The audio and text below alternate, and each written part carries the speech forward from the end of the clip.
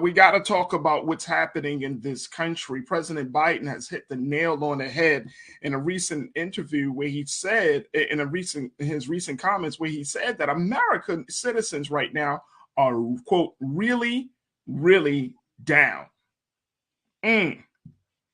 Now, I want to talk about the fact that we are in this place where America is on edge, folks, that there are a number of factors that have led to the place that, as President Biden calls, down, why we are this way. According to CNN, I wanted you to check out what some of the big factors are that we're facing in this country. CNN pointed out this. Here we go.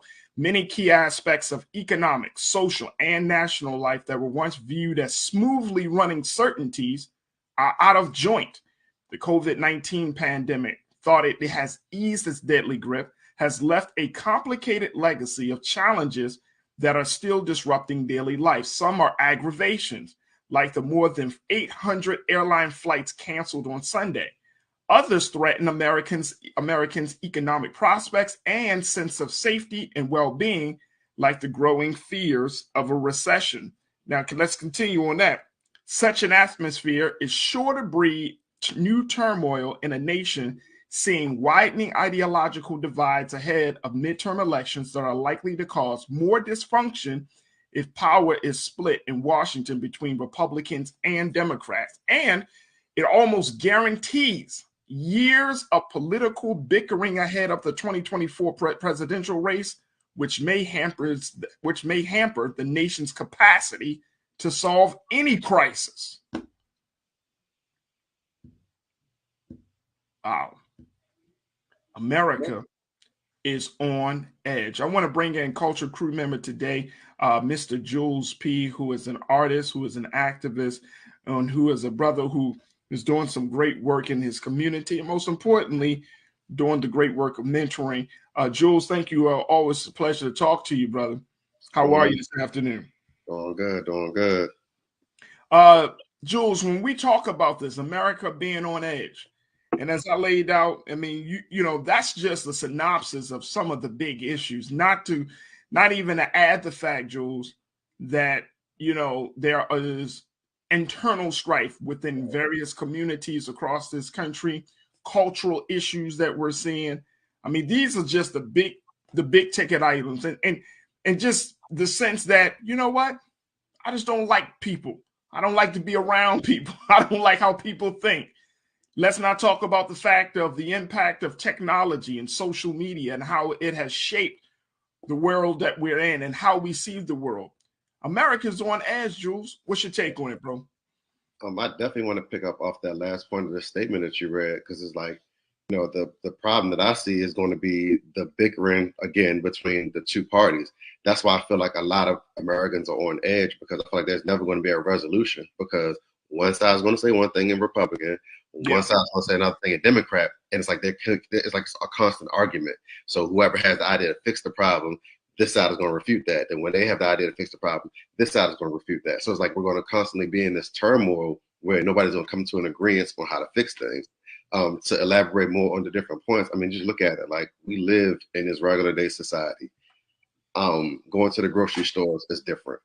Going to the malls are different. I mean, it's no stores in the mall. If you go in the mall, it's like the malls are empty because all the stores couldn't handle the pandemic. The pandemic really crushed a lot of business.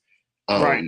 And then that wears, again, you know, that the new term everybody wants to use starting from 2020 or 2019, 2020 is like the mental health. Well, that's a thing now, because now people losing jobs, people have lost jobs, people can't support their families how they used to.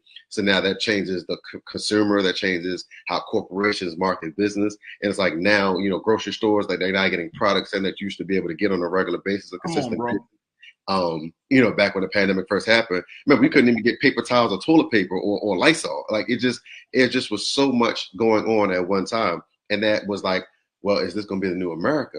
I mean, literally, that's what has changed. Is like, all right, this is now the new normal. And then it's like, now we get to a point where we're accepting it, but we're not happy with it, if that makes sense. No, that makes a lot of sense. So it's like, you know, that's literally the state that we're at right now. And then as a side, I mean, Joe Biden, I mean, we talk about it, man. We know the president we know the president is struggling right now, to say the least. Struggling. He couldn't even ride a bike. He couldn't come to a stop on a bike. He fell right off. And you know what, man? And I hope they say he didn't sustain any serious injuries. I fell off bikes before. Man, so, I get it, but it's like when I seen it, like because I got the CNN sent the headline. So again, like you say, technology. It came to my phone. So it said Joe Biden falls off a bike. I'm like, oh man, like I'm like, dang, like not the president. Like you good. Then when I seen the video, I'm like, he came to a complete stop and then tipped over. I'm like, that's America right now. Enough is enough. Coming to a complete stop and then tipping over. Like that's America right now, Jules. Yeah, we reached our point and we can't take it no more. That's America. See, that's what. Hey, Keenan, let's throw that quote back up on the screen for me, please, bro. Because I want people to see that. Look at all these issues, but this is the problem. Let's go to the next one, King. Look at this is the last part of this. Thank you. Listen to what CNN is saying.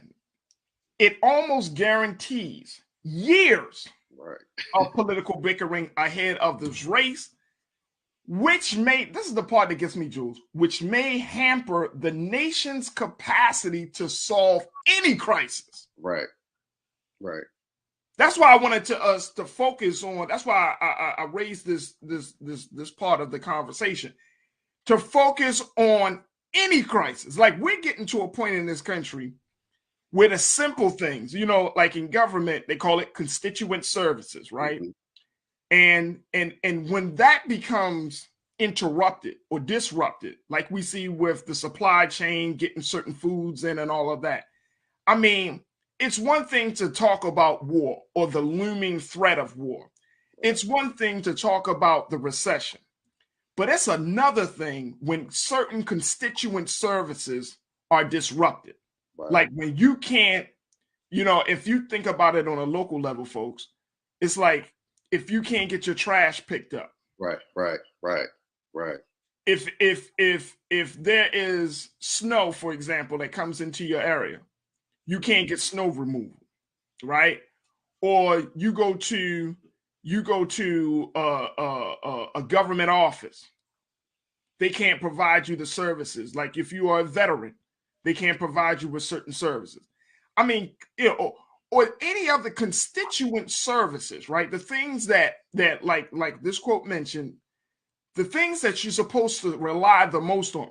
Big point. We talked about this a couple of years ago, Jules, when the mail situation was all messed up, right? Now, still, it's, the mail, let me just say this, like the post office, according to polls across the country, out of all the government institutions, more people had faith that the Postal Service was going to continue to operate at a high level than any other government agency. 90% of the people, the American people, had faith in the post office and its ability to do its job. When things start to fall apart, those constituent services, when those things that we often rely on, when they start to fall apart, then it's just a reminder that this place that we're in, the edge that we are on, is here. And that's the thing. Like when you can't, I understood when the pandemic happened, when it first happened, you couldn't get certain supplies. Now we're 2.5 years in. You still can't get it. Now I might have to cut. I still can't get certain supplies. And then the stuff that I do have to get, the prices are crazy. Oh, yeah. Yeah. Let's talk about it. You know what I'm saying? Right. So it's starting to it now the sense of security is starting to be eroded. The foundation that we all believe is going to be eroded. And that's the part. Like, okay, yeah, we know we got a war. We know we got a recession. We know we got some race issues. But what? I can't get my mail? Right. I can't. I gotta spend $15, whereas before I spent, $10 on a pack of chicken. Right. It's like, oh man, that's when the situation goes. All right, I want to get some of our watchers and folks. Make sure y'all check in, post your comments. Let's hear what you got to say as well. McCole kicked us off today, Jules. McCole, it's always good to hear from you. McCole said, America is on edge. The combination of the pandemic, COVID-19 pandemic, continuous racism, facts, health disparities, right, mass shootings, and random violence, people are fearful. Right. Yeah. And guess what? Fear makes you do things out of a space of irrational, right? You know what I mean? Now when you're afraid, you're going to start acting more irrational than when you are not afraid.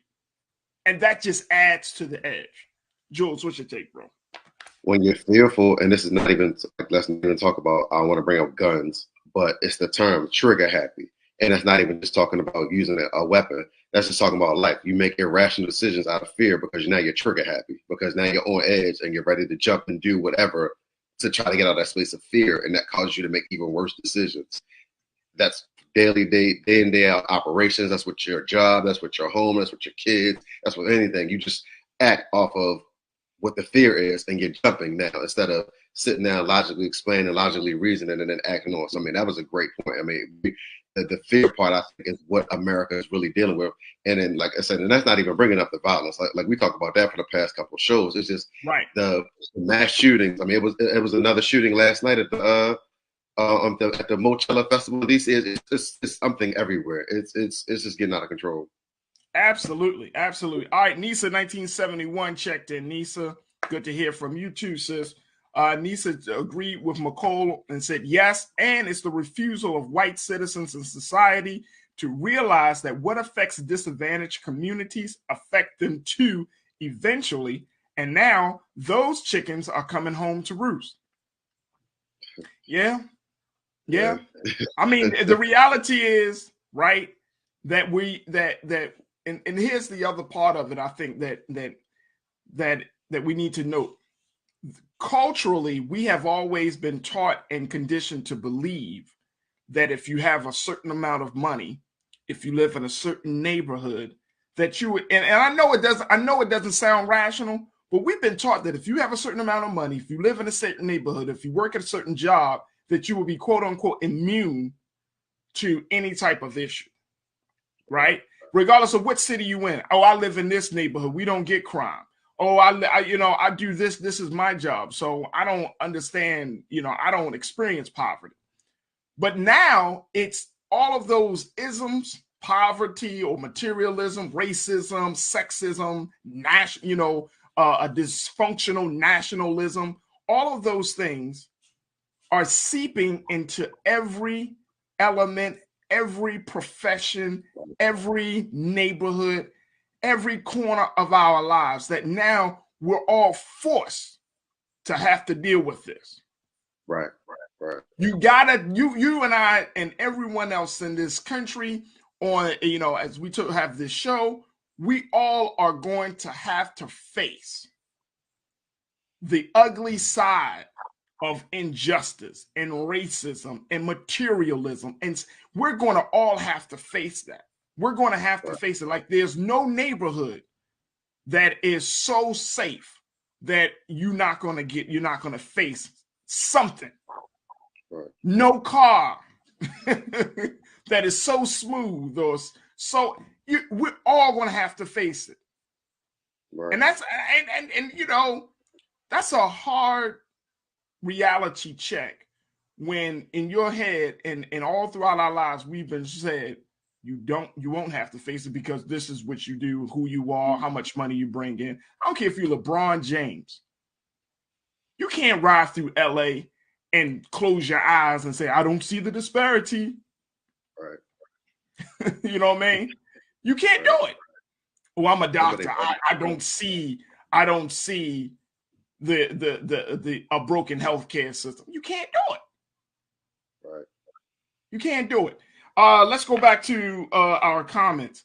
Let's go to Belinda. Belinda, it's good to check in with you, sis. Belinda checks in and said, look, Biden showed he's not balanced in life or at work. Our well-being depends on him not riding those damn Republicans out. I like how you did that, Belinda. I like how she did that. I like how she did that. She just made that analogy. Hey, see the Biden might have too much. Hey, Joe, Biden got too much faith, man. I'm serious. And maybe it's just because of me. And you can correct me, bro. I don't know if you're at this place, but maybe it's just me. As I get older, they always attribute Maya Angelou with that saying that if a person show you who they are, believe them. After a while, you start to be like, Dr. Angelou was on to something. Right. Because I can't see your intentions until they express through actions. And if your actions show that they're against my interest, then I have to believe your intention is against my interest. You can't be like, I made good intentions and I'm going to hurt you. And then expect me to be like, no, that's cool. You hurt me. But your intentions your intentions lead to your actions. So if somebody show you who they are, you got to believe them. If the Republicans are saying, no, the intention is to save America, but everything you're doing is disempowering to the citizens of America, I got to go with your actions, bro. I can't, your well-intentioned, your good intention, I can't bank on that. I can only bank on your policies. I can only bank on what I see you do. Right. Is that crazy? No, but I got a question. And focusing on your point and focusing on her comment. Is Biden overwhelmed? Are we not talking about that enough? Is he overwhelmed? Yeah, it's 2 years into his term. We're seeing all the problems that he's trying to recover from the previous administration, then all the new problems that's going on in this current administration, and then the fact of his age and his health. Trying to do this. Is he overwhelmed? Are we looking at a president that is just, he ain't saying it, but we see he's a regular American living in a time where this is too much at one time. He's living in fear. He's overwhelmed. He can't deal with it. Hey, Jules. And he's not saying it. Jules, that's why you my guy, man. I think we gotta say what it is. Anybody in that seat, in this moment, in this day and time, would have to say, "Oh, this is too much." Right. I mean, look, and maybe that's the problem. Maybe that's the issue. The real issue is we expect Biden to be Superman, or some of us, not all of us, of course, right? We expect any political leader to be Superman or Superwoman, and then we're like, when they don't meet that expectation, we get disappointed. Why can't you? I mean, think about it. What school has prepared you for a war across the seas, a recession, a pandemic you still ain't got a full management of, right?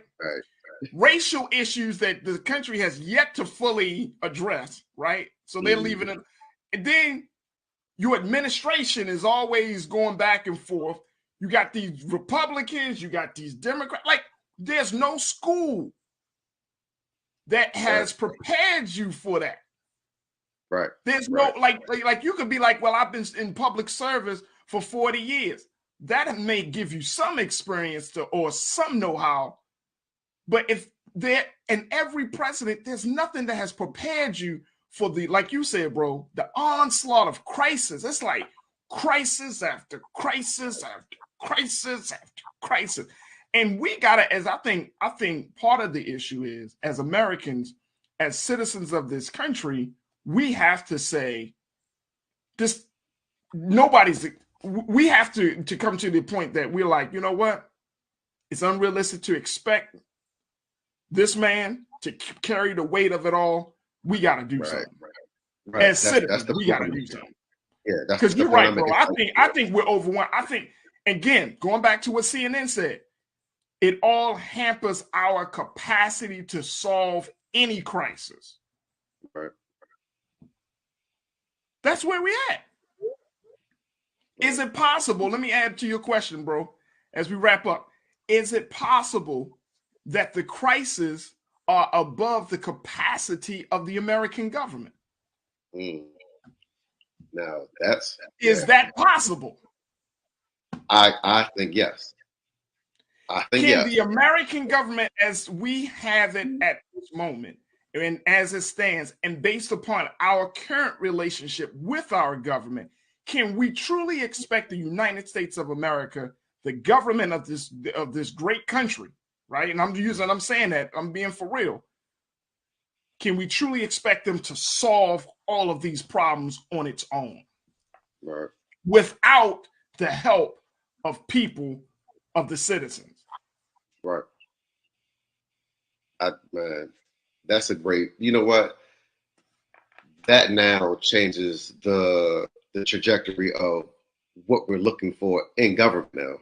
Because, you know, when we were younger, we were voting for political candidates to fix and solve issues.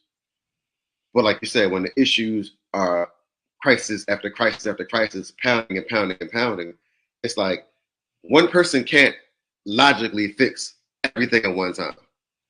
I'll give you an example. When you stated the fact of, you know, there's no school that teaches this, it's messed up because, say, for instance, racism was the problem. So say I want to go to school for 4 years, I want to study criminal justice, I want to become a lawyer or a prosecutor, whatever, and fight that issue. But as soon as I get to that point, boom, the pandemic happened. So that changes the course of everything going on in America. So what I fought so hard to get to, that's not even the main issue anymore. And then once we started to adapt to the pandemic, boom, then war happens. And then after we started getting close to, all right, let's figure out what's going on in the world, then boom, the economy. It's like you said, it's just so much at one time. It's like we were not prepared for this. And there's not one person that can solve this. It has to be a collective effort, whether it's government, whether it's local government, whether it's community. It has to be some effort that's placed upon a certain group of people, a certain task, or a certain coalition of people that can deal with these type of issues where we have identifiers. Because I know governments have different, parties and committees that handle different issues in different sectors. But at the same sense, it's like, hey, that's where that needs to be a combined effort instead of always, at the end of the day, letting the president speak, because that's perception now that the president is solving the issues, not knowing behind the scenes there's different boards and coalitions and committees working on these same issues. Yep. I think you hit the nail on the head, bro.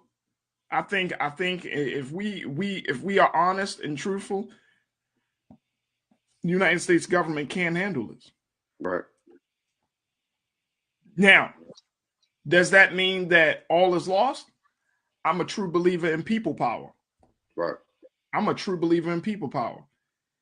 If the United States government doesn't take the necessary action to change its course, i.e., empower the citizens, right? Right. Like, this administration can get to work empowering people. I think that's one of the big things as we close. One of the big things that attracted so many people to President Obama than to any other president, he made us feel like we were a part of the solution. Right. He made us feel like we were a part of the solution. And as a result of that, community involvement increased. More people got more engaged in government. But he made us feel like, one, that hope was present, and that in order for us to be a better country, that we can become better people. And as a result of becoming better people, we can become more engaged citizens. Right. That's what I think is missing now. We don't need to have an Obama-esque style leadership because we've had that for 8 years. What we need to do, I think, is to dig deep in ourselves to say enough is enough, and to say, I don't need somebody to come and rile me up. I need to rile myself up because this is the right time and the right thing to do. And this is really the only way. I mean, look, there's no outside foreign entity, government agency that's going to help this country. The big factor in turning this country around is the American people. Right. If no other institution says enough is enough, the American people, Black, white, Asian, Latino, Native Americans, on all other groups that are in the boundaries of this country, if no other institution says we can help. The American people says, I need to step up and I'll do this and we'll do this ourselves. Right. We have lost the faith in each other. And as a result, the leadership has lost faith in its ability to serve us.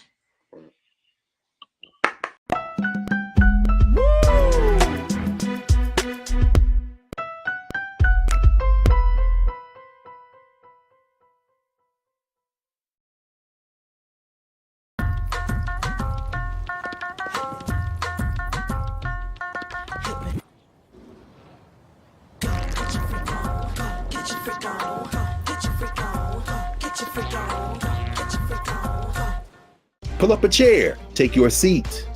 The Black Tape with me, Dr. Greg Carr, here on the Black Star Network.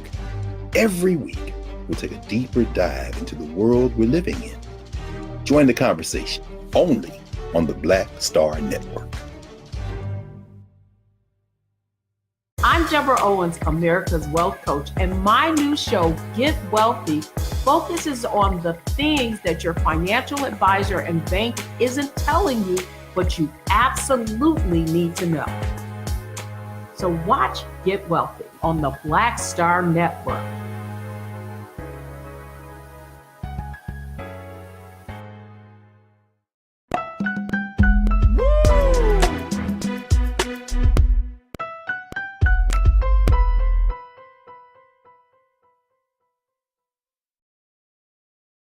Now, the question then becomes, what type of pressure did the president use? What were some of the discussions with his close advisors? And so that's being discussed right now with the January 6th committee. And tomorrow we will have a much deeper, and a fuller conversation. And of course, getting your reactions to it. But what I think is very interesting is that even though all of those things have been happening, there is another crisis I think that we need to talk about, which is the crisis of money and fundraising. The president and his colleagues are a bunch of election deniers, and how this is still happening, folks. Who is financing Trump's big lie caucus? That's the big conversation right now. This is a piece that was written by Alex Kingsbury, and he pointed out some things that I wanted to share with you because I think it's important. You have a number of Fortune 500 companies, major brands, that who initially, when January 6th took place, they said, you know what, we're not going to continue to put our money in the pockets of certain Republican officials. Now, let me just say this. Companies put their money in the pockets of both Democrats and Republicans. So they have no allegiance. They are not affiliated to either one of them. It for them is, I'm going to put my money in your pocket and their pocket, because whoever wins, my interests are still going to be considered in the big picture. That's a lesson for us. But there are some companies that, even in spite of what happened on January the 6th, even though they have publicly made statements saying, you know what, this is absolute insanity, there are companies that are continuing to fund election deniers in the Congress and in these upcoming primary races that we're seeing across the country. I want to share with you one of the things that Mr. Kingsbury wrote from his opinion piece. Let's put up this first quote, Keenan, because I think it opens this discussion up, and then we'll bring our culture crew members, Iman, as well as Lisa, into the discussion. But here's what Mr. Kingsbury said. He said, in the year and a half since the attack, rivers of cash from once skittish donors have resumed flowing to election deniers, sometimes tens of thousands of dollars, sometimes just 1,000, but it adds up. In the month of April alone, the last month for which data is available, Fortune 500 companies and trade organizations gave more than $1.4 million to members of Congress who voted not to certify the election results, according to an analysis by the transparency group Accountable.us. AT&T led the pack, giving $95,000 to election objectors. Y'all hear me on this? Now, Mr. Kingsbury, you might say, well, why should we listen to Mr. Kingsbury? Mr. Kingsbury is a member of the New York Times editorial board. So I'm going to put his credentials out there in his proper context. But this is serious. Money is still being given to people who denied the election, who are continuing to promote this big lie. And these are companies that you and I may hold near and dear to our hearts. Let's bring in Lise Winnie, who serves as the host of Millennials Anonymous podcast. And we also are joined by Iman Heath, who is an activist and entrepreneur. Iman, welcome to the show. Good to see you again, sis. Hey, family. All right, good. All right, first and foremost, Lise, and I got more to share from Mr. Kingsbury, but to hear that Mr. Kingsbury pointed out this situation here, that you still have these big companies who was like, oh no, we're not going to support them. And then a couple of months pass, and then the support goes from zero and it starts climbing back up the charts. How should we respond to that? I think that we do live in a society now where we hold people accountable, companies accountable for what they're putting out, whether it's endangering the environment, whether it's a social justice issue. So I think this is the same way, because this really affects or impacts our democracy. So with those companies like AT&T and those companies like Home Depot, I think it's time for us to start holding them accountable, because they're not necessarily donating directly to the Republican Party. They're donating to Republican candidates like Jim Jordan. And these are people that are repeatedly not coming. They're saying no, even though they're being called in to come into court. They're like, no, I'm not doing it. So we do need to hold them accountable by making sure that they know, like, we know what you did. We know that you're supporting these candidates. I don't know if this is a boycott of their products, or if this is more so just putting them on blast. I'm not exactly sure what that should look like just yet, but we do definitely need to hold them accountable. Yeah, let me just share with you some of the companies that are strong supporters or are still supporting Republican candidates, Republican officials, and are still fundraising the big lie. A lot of money from companies such as Boeing, Koch Industries, Home Depot, you mentioned that, FedEx, UPS, and General Dynamics. Now take a look at this. Akeem, let's put the second quote up on the board, because I think this is important. All of those companies, with the exception of Koch Industries and FedEx, once said they refrained from donating to politicians who voted to reject the election results. Of the 249 companies that promised not to fund the 147 senators and representatives who voted against any of the results, fewer than half have stuck to their promises, according to CREW. And CREW is known as the Citizens for Responsibility and Ethics in Washington. That's what CREW stands for.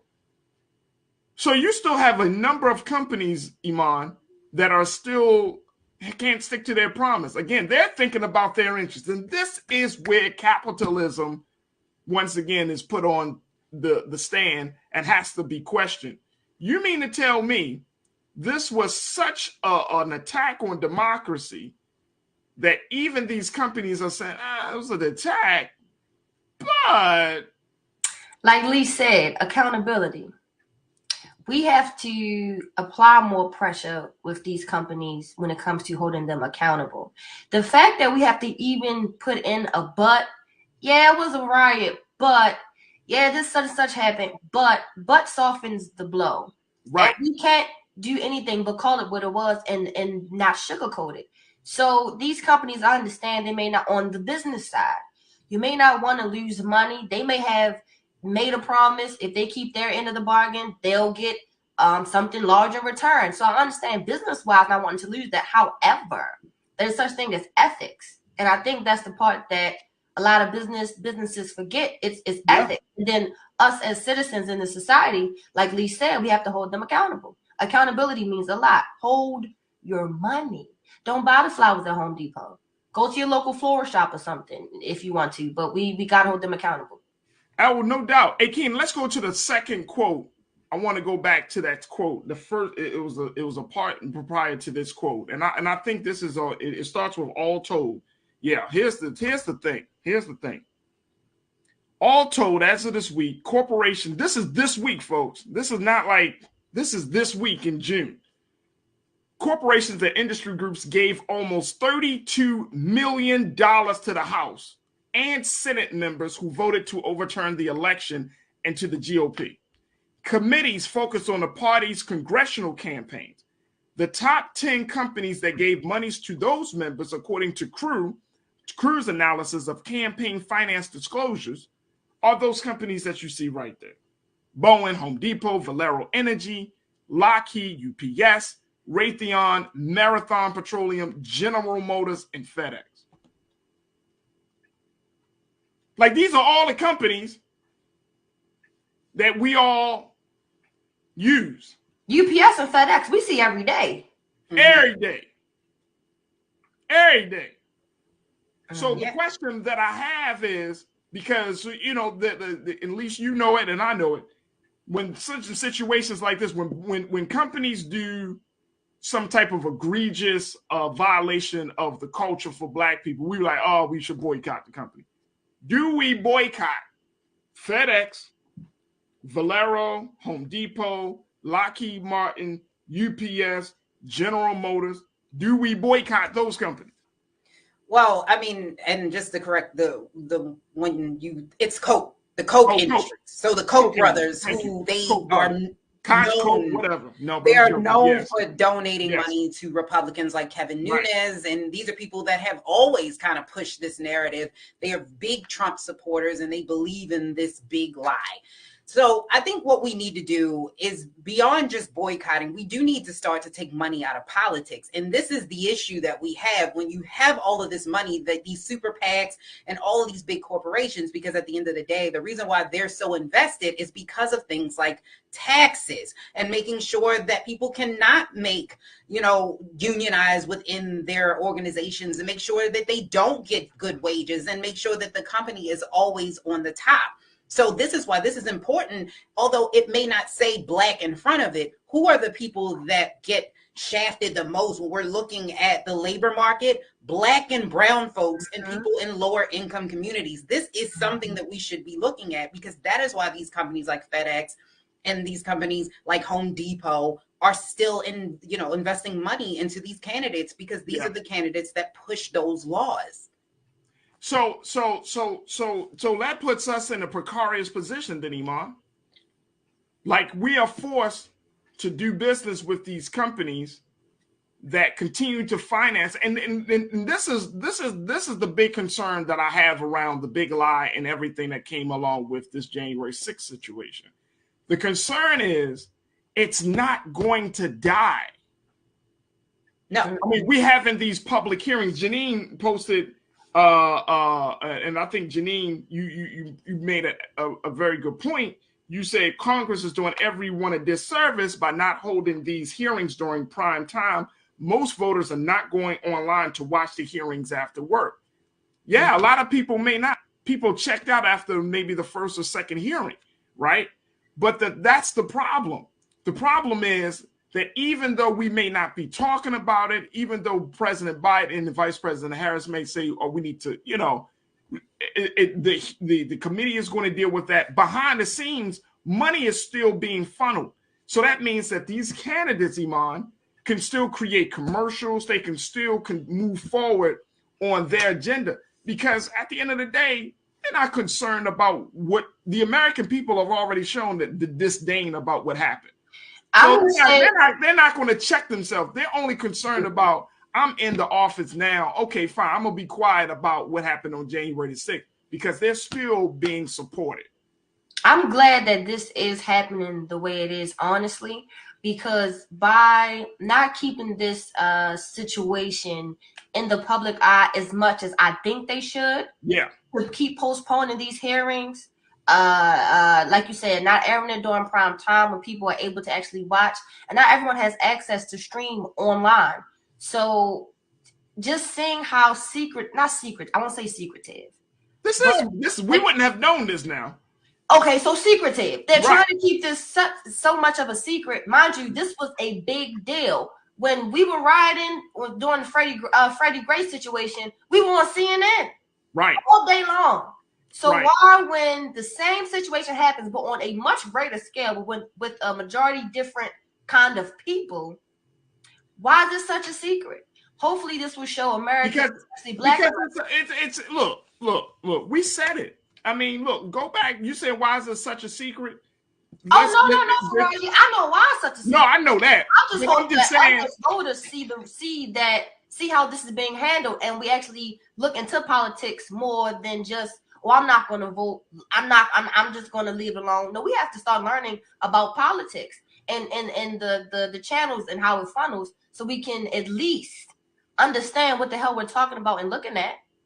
And look, let me tell you, Trump knew that if he got enough people on board, enough credible people, even though that once they get on board with this big lie, they become discreditable. You know, they lose credit. But he knew that if he got enough influential and credible people on board, that he was going to do a few things. One is he will create doubt and suspicion in the mind of the voter, right?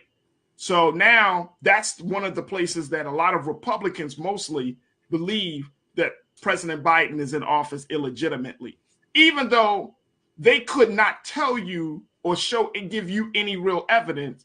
They're believing that because of what's been fed. That's one. But the second thing is there is a fundraising side of this. We talked about the fact that last week, and on Brother Roland's show, he talked about this in more detail. $250 million went into the coffers of Donald Trump, which is to use to help other candidates and himself as a result of the campaign of Stop the Steal and the Big Lie. Mm-hmm. So there's a financial gain that everybody that is in the circle gets from this situation. Companies are getting something in return, right? They might be in a state where Toyota, for example, might have a plant in a state where they need some tax incentives. They put a little something in the congressman's pocket, in the senator's pocket. And as a result of that, they get tax breaks. That type of thing. That's level of, some people might describe it as dark money.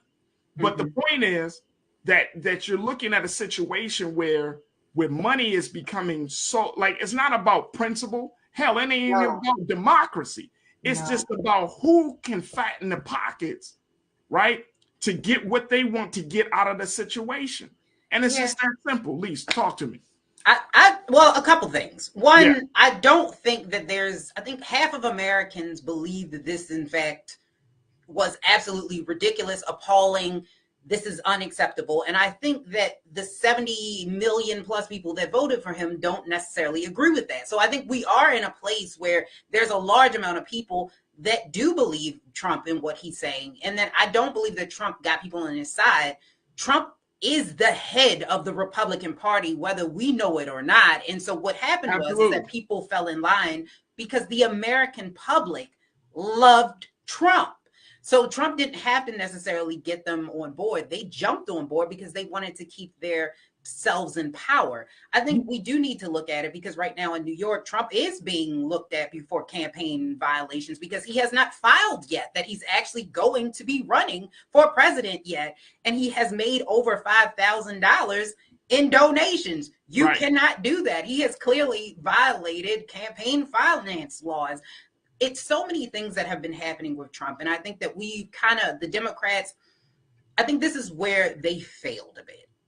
Because I think they kept going after Trump for things that they knew they weren't going to be able to get him, and he became invincible. And at that point, now he believes that, and the people around him believe that. Like anytime he paid his daughter-in-law $60,000 to speak at the rally on January 6th, she got paid $60,000 to do that. Wow. That should not happen. But these are the type of things that continue to happen, and Democrats keep going after the wrong thing, and then we're back at square one. Let me tell you why Democrats keep going after the wrong thing, which is surprising because they should know that a scenario like this, it only leads, like Trump is at the top of the chain, right? He's at the top of the whole pyramid scheme. Mm-hmm. And then you got his people underneath of him, even though they know he crazy or he wrong, they still ride with him because they get something from it. Then you got the lawmakers. Right. You got the lawmakers that are saying, yeah. Because why? They want to get the support. They don't have the balls to go against Trump. They're weak in their commitment to the people. They're weak in their commitment to themselves. So they're going to ride along because they're going to gain something from it, right? Then you got these companies. These companies are just looking for whatever road they need to take to build their interest. The sad part is that this is all being told as if it's about democracy, when it's not. Yeah, only a little bit about democracy, but this is what we're seeing happening from President Trump and the Republicans. This is not about democracy. This is not an attack on democracy, because democracy would include the people, right? They attacked democracy. I mean, that was the other way around. No, this is about money. Exactly. It's always about the money. This is about power and money, right? And guess why I say it's not about democracy? Because the people, we have no idea, and quote unquote, and we have very little ways to disrupt this. Mm-hmm. Like, money is flowing right now from these companies, right? Unless the American people say enough is enough, we're gonna stop patronizing FedEx, or we're gonna stop patronizing UPS, or we're gonna stop patronizing Marathon. Like, when you don't come to work, how do you gonna stop that? You don't come to work. You can only make money if you have workers. Like, but check this out. I mean, yeah, you're right, but check this out. How many people are willing to die on that sword? Not a lot. I mean, in a time where prices are rising, rent is happening, people are getting put out of their house. Can you imagine if a man said, "Well, baby, this company supported Trump"? She gonna be like, "Yeah, well, you support us." Is that right? But that's get your ass to work, man. Right, but that's the issue that we have. You either complain about changing the system, or we have to stop. Like, we cannot say that we want the system to be different, but I don't want to feel uncomfortable. Like, I hear a lot of people saying, like, we got to do something. We need to readjust the system. The system is broken. The only way to readjust the system is to be uncomfortable. There will be a level of discomfort, and if you do not want that, we won't have that. But in this situation, I do think it's about democracy and protecting democracy, because if you don't believe in elections and that the voting actually works, people won't vote. And you think that it's bad now, it'll be even worse when these companies are the ones that make all the rules and the laws, and you can keep putting these same people back into policies. No, but in a way, they do get to do that. But you look at the places where these people live at, they're usually really strong Republican strongholds. Now, there are Democrats that take money too. Don't get me to lying. There are Democrats that take money. But there's a lot of people that are in these particular states that keep getting reelected because the people keep reelecting them. So if the ones that don't like it don't vote, because one, they don't think that the system is worth voting for, when people died for you to do that and they gave you that right to do that, you're not going to vote. All right, go ahead real quick. I think us back then, I think what we were fighting for back then, we didn't really understand the totality of it, I'll say. I definitely was the one that would say, my ancestors died for me to vote, But at the same time, I don't think they completely understood the totality of what they were trying to be included in, or at least what the times were different then. Yes, we have the right, but now, like, okay, to be able to play this game, what side of the fence are we on? Democrat, Republican, like we said, we over that. And the more we talk, I think our problem is, as far as minorities, the information. There are plenty of third-party delivery companies besides FedEx and UPS that if we found more information on, that we'd be able to exercise that. And we don't have to be necessarily uncomfortable, just take a different route. Instead of going to Home Depot, go to Lowe's. Yeah, but Lowe's also donates money. So it is, to me, it's bigger than that. we are looking at this as far as voting. Yes, somebody did put down, and I think they understood exactly what that meant. And that's why we have the Voting Rights Act. That's why you are able to vote. That is why we have civil rights in place, because they did do that and they did make those sacrifices. It doesn't seem like we are exactly where we should be, because we're not. But I think that as long as we continue to do what we're supposed to do, and more of us, people like you, people like me, we actually get involved in politics, and we get more of those people, not less. We have people that have been in politics. Joe, how old is Joe? How many years has he been? He's been in there for 50 years. That's what I'm saying. Like, we need fresh blood, new blood. We know ideas.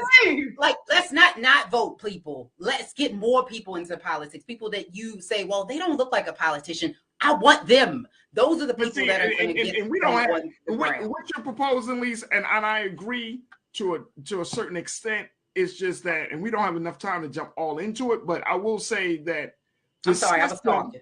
It's all good. But the system that we're asking people to vote to get involved in is not amenable to innovation. It's not amenable to justice. You know what I'm saying? It's not amenable to really have a group of people like that. Like, there are all these different interests that are in our political system right now. And so at this point, it's like everybody, it seems like, and I'm not saying all politicians are this way, but it seems like everybody is can be bought. Everybody is for sale. Any cause is for sale. You know what I'm saying? And it's like, oh, okay, you got this problem? We'll handle it for you. Just give us the money. You know what I mean? And it seems like money, it still comes back to this idea that money is still the best way to handle a situation, when at the end of the day, we're seeing it each and every day in this country. You can have all the money in the world, but look at how many problems the American people are facing on the outside of themselves and on the inside of themselves as a result of the system that we're a part of. And we're not getting any better. Progress is sort of being made, but this country is getting ripped apart because of greed, because of inordinate self-interest, because of materialism, because of racism. I mean, you got all of these real issues that this country is burdened with. And at this point, how can you trust your political leadership if they say one thing in front of your face and then behind closed doors, they making other side deals with people who have the resources, the money, and the influence / power to really dictate the agenda? I don't know. That's what I'm saying. I don't know. Like, it's hard to keep telling people have hope in the system, and then you come across this information, and you're like, damn, man. I don't want hopelessness, because hopelessness leads I know. to despair, I don't either. and despair leads to destruction. Mm-hmm. And so we don't need people to be hopeless. We do need people to have some level of, because we can fix it. Like, if you're saying that they're going behind closed doors, there's more good people than bad, but there's a lot of people that don't know that you can get into politics. You can get in, you can do this. There's so many people that should be in politics that aren't. I've met so many smart, brilliant, bright young people that just, they can't get into politics. One, because of what you said, they don't have the money. It costs a lot of money in order to run in politics. And this is why, as Americans, if you want to take your money and go somewhere, try to invest in someone in your community that is running on that local level. Yeah, absolutely. Absolutely. All right, folks, let us now talk about something that I think all of you are very interested in. Jussie Smollett. Oh, man. The Empire actor is once again pleading his case in the court of public opinion when he had recently gone on to the radio show Sway in the Morning to talk about all of the criticism that he has been getting as a result of his situation. He gets mad at people for not believing that all that he went through, the racial attack that he talked about, was still seen as a hoax. He can't believe it. And more importantly, he says that as a result of that so many people that he thought would be riding with him, his real friends, he's now seeing as they're in their true light. He said it on Sway in the Morning. Let me just share with you this quote, Ariel. Let's post the Mr. Smollett's quote. He said during the interview with Sway, he also shared advice a friend gave him a few years ago. He said, you may look at everything now and think that this is bad. Someone close to the actor observed. He said, you needed to mow the lawn so you can see all the snakes in your grass. He said, this is what Jussie said. He said, I do hold some people accountable for the things that they said, for the things that they did, for the ways that they reacted, because half of those people should have picked up the fucking phone and called me because they had my number, you know, and they didn't. I hold the people that went out there and said shit. I hold them to something, and not the people that don't know me but the people that do know me. Fuck out of here. Y'all know better than that, and y'all did that. That was some PR bullshit, and you know who you are. And I will not name names, and I love everybody, but I don't like everybody. That's Jussie Smollett showing how mad he is about the situation. Sinead, good to... Man. What is going... What? Just let it go. It's sometimes, you know, it's best to say nothing. Right? And I think, let me tell you, and this is really funny, I take a lot of my advice literally by watching a very successful businesswoman by the name of Beyonce Giselle Knowles-Carter. The pundits are going to talk either way. Right. And the more you give them something to talk about, the more money they'll make, and the more it seems valuable to respond to all your responses and create new headlines for you to get upset about, for them to make another new headline, and the money still circulates, you know. Sometimes it's best to just say nothing, because the only truth that matters is the truth of God. You believe in what you believe in. Those focus less on those who aren't standing by you and focus on those who do. I mean, I will never place my judgment. I don't know. The story has always sounded interesting, for lack of better words. But Jussie, I hope, again, learning lessons. I hope he learned something from the entire situation. And also, he had said this on Sway, he held himself accountable for his ego. Because even when it came out and when everybody was on your side, you were flaunting, you know, I'm the gay Tupac and all that crazy. You have to be careful. You have to be careful what comes out of your mouth, because, you know, it ain't over until it's over. And even when it's over, it can be resurrected. We all know that. I'm tired of hearing about Jussie, or as Dave Chappelle would say, Jussie Smollett. I thought that was very funny that Dave Chappelle said that. But what I think is important, in my opinion, is what are you doing now? I think he just produced a movie on BET. I think he's doing focus. And that's what you have to take. And I know you know this, Raji, because you're in the media. When they throw them questions at you, you got to know how to redirect and go right to what you're doing. Come on, man. It's like you got the worst publicists. Yeah. No, seriously. What we're seeing with Jussie Smollett is exactly what we were just talking about. When you have the wrong people around you, somebody got to tell Jussie, like, man, look, you may believe that this is the situation, but the people don't believe it. Stop talking about it, because you're going to look crazier and crazier. You know what I'm saying? I wonder, you know,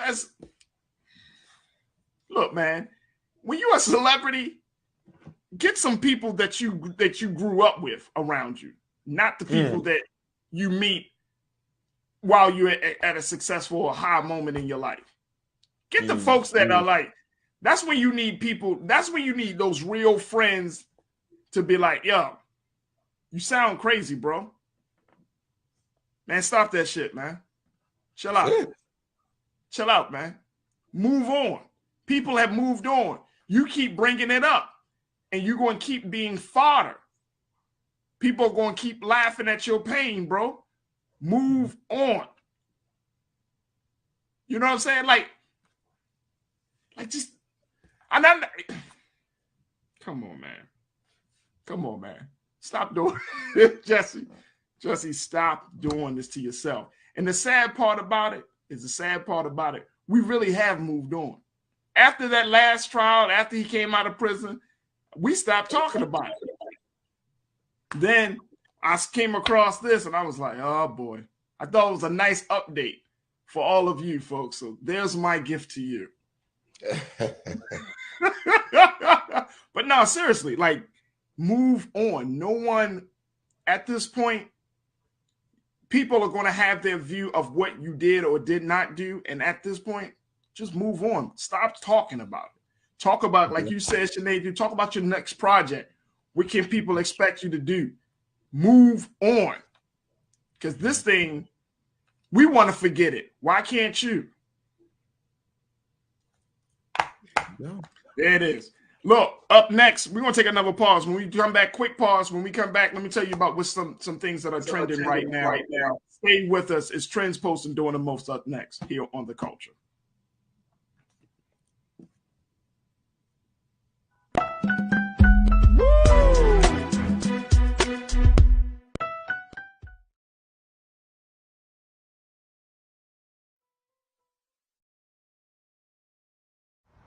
How about sushi? I just had sushi for lunch yesterday. How about tacos? Automatic emergency braking, one of 6 advanced safety features standard on every 2022 Chevy Equinox. Find new technology. Find new roads. Chevrolet. We're all impacted by the culture, whether we know it or not. From politics to music and entertainment, it's a huge part of our lives, and we're going to talk about it every day right here on The Culture with me, Faraji Muhammad, only on the Black Star Network.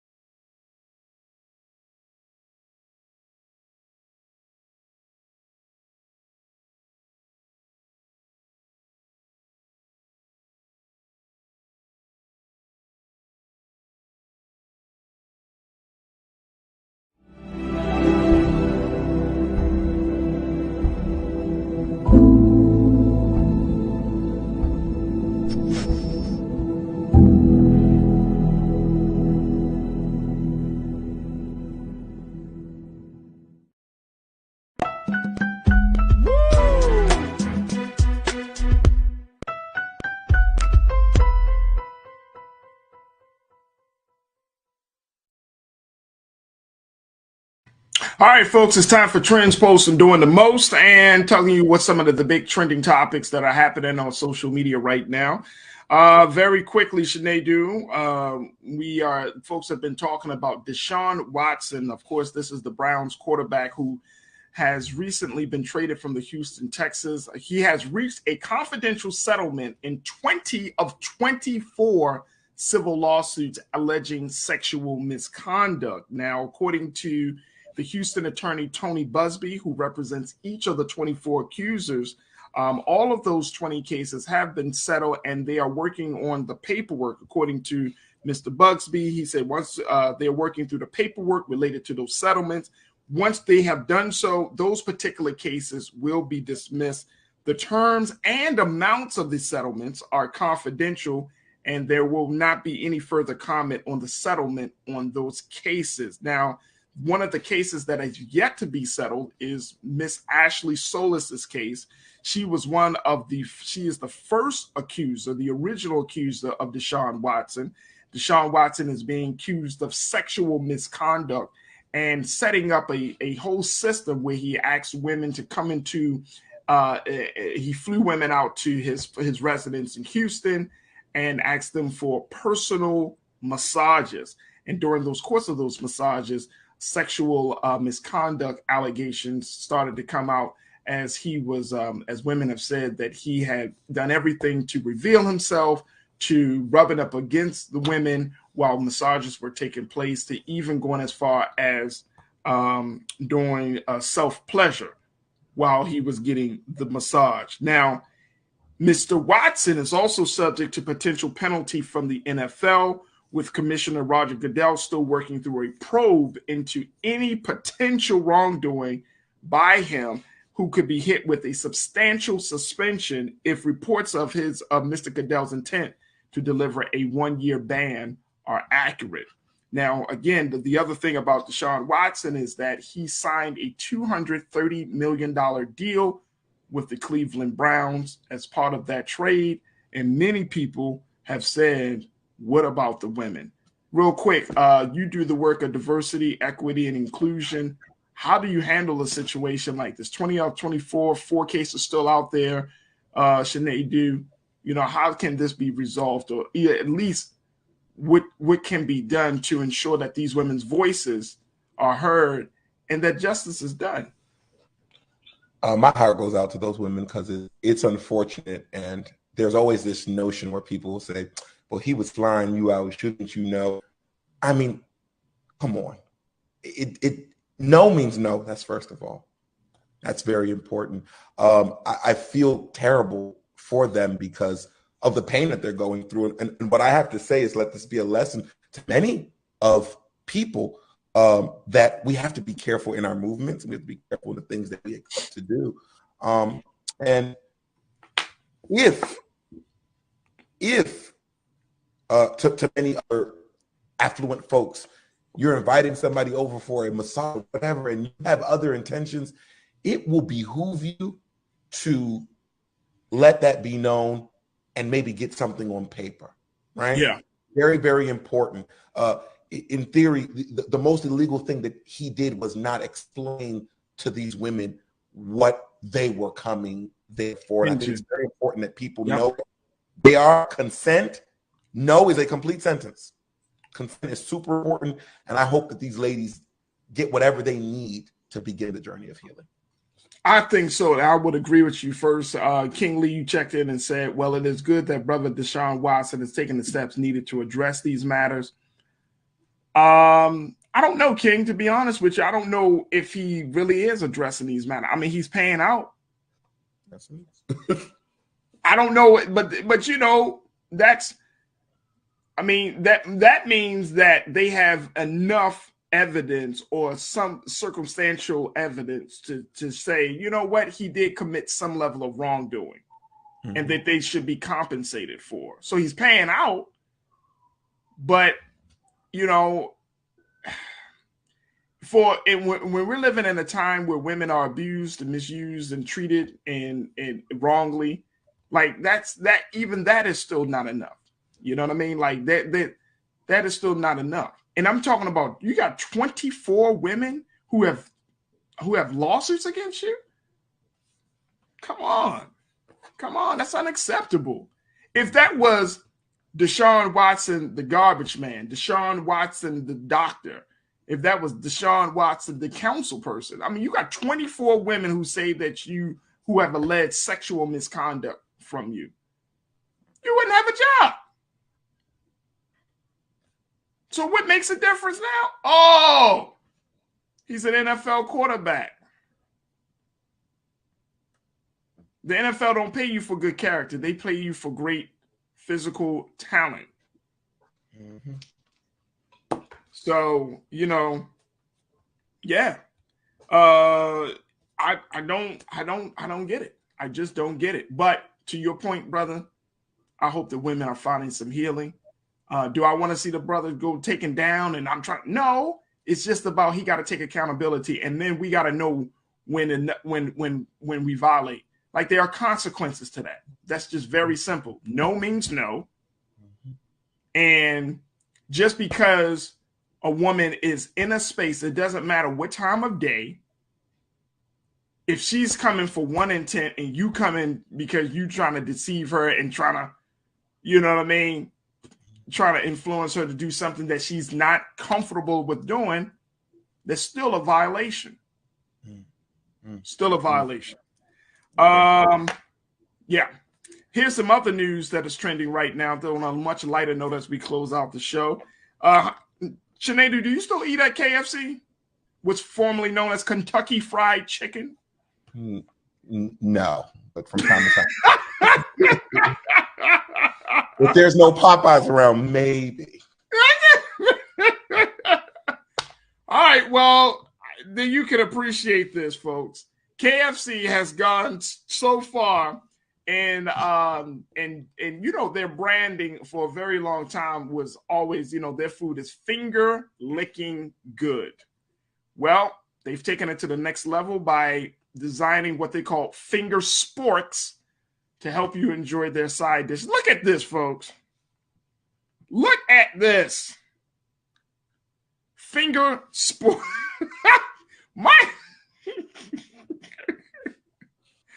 Finger sporks, the innovative eating utensil, is free for anyone who orders a KFC Sides Lovers meal.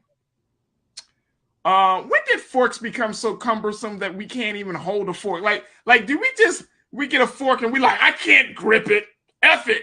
Pop it on a finger. What? We can't even hold the fork? What's wrong with this? Is this hard to do? It's just like, why should they got this? You got this. You know my background, my family from Africa, so certain things we can talk about forks and sports. No, hey, Sinead, this is offensive to. Look, I can get using hands. It's either hands or utensils, but a spork that you pop on your finger. Come on, bro. Come on. Like, this is harder. Like, I know people that I can't even get, bro, this is harder. Like, can you imagine eating corn with this? You just like, girl. You're gonna look dumb. Yeah, girl. That's crazy. That's crazy, girl. You look crazy. The mashed potatoes, you know how the mashed potatoes get, you know, you get a little harder. So you gotta, I mean, what do you say to your children? Don't eat with your hands. You say don't play with your food. It's like you playing with your food. Don't play with your food. Here you doing this. Mommy, what are you doing? I'm staring. Thank God they don't sell soup there. Could you imagine? Hey, Ariel, post that. Just post it. Look how small the fork is. Like, you can get like 3 kernels of corn on that. Ariel, please show that. It must be good. Look at that. Like, oh, wait a minute. 1. You can literally count how many kernels of corn you can get on that. 5. Boom. You get 5. You get 5 kernels of corn. Yeah. You should be finished that meal in a day and a half. I hate to say it, but if you pay attention to that picture, you see the color of the hand in which is holding said finger spork. That's my take. Ariel, show us the picture again. This is what they tell me. And I mean, you giving this, I can see you do this for like children, but for adults, I better not see one person. Man, I better not see one person coming out with KFC like, man, I got them sporks, man. Finger sporks. let me eat this food real quick. Hold on, yo. See what I'm saying? This is the company that is doing the most right now. The final point, who was complaining about using utensils? You know who was complaining. Who was complaining? Nobody. No, seriously. Who was complaining? Who wrote KFC? Who put it on the back of their customer survey and say, and guess what? Guess what, KFC? I don't appreciate you passing me side orders with a fork. I'd rather have something that I can use on my fingers because my hands can't take that type of pressure. I'll tell you what, Faraji. KFC, if you don't know what to do with your money, there are 4 HBCUs in the state of Maryland that would love to use some of that funding that y'all did for that marketing and production. Y'all would do something palatable for people. This is when a company has too much money to burn or something. Look, give it to us. We'll make good use of it without using your hands. There you go. All this is goes to one account to the other.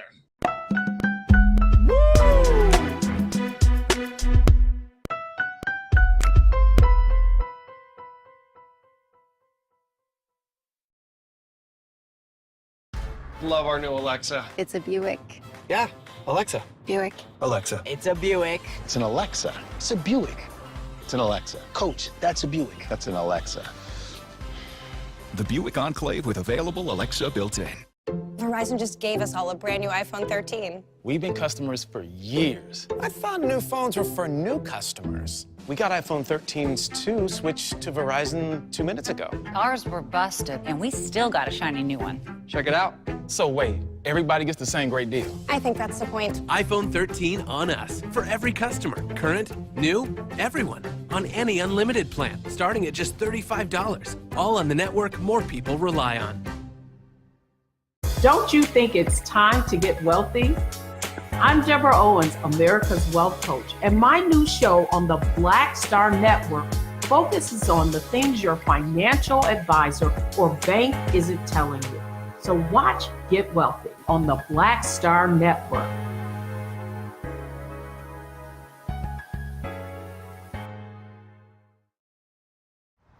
How about sushi? I just had sushi for lunch yesterday.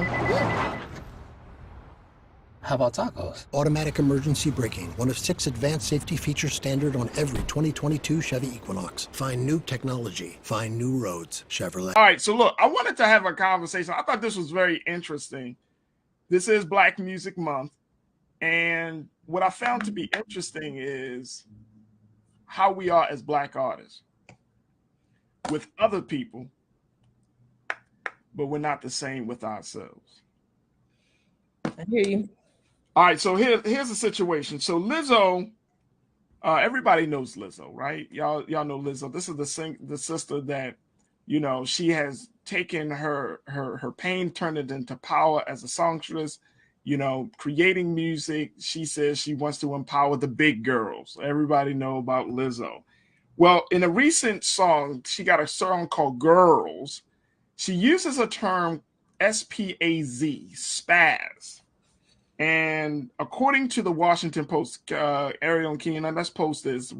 According to the Washington Post, the new version of the song Girls replaces the term spaz lyric with Hold Me Back. In the United States, the term has long been another way of saying freaking out.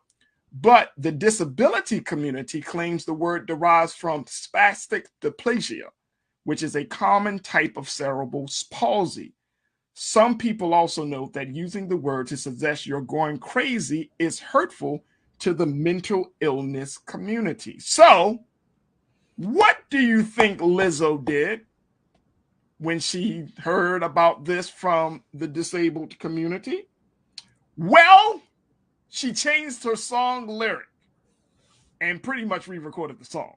Had the song re-recorded. So she put out a statement saying this, folks. Take a look at what Lizzo had to say. Mm-hmm. Let's post that second quote. She said, "I'm proud to say there's a new version of Girls with a lyric change. This is the result of me listening and taking action. As an influential artist, I'm dedicated to being part of the change I've been waiting to see in the world." I like it, Lizzo. I like it. But here's my issue.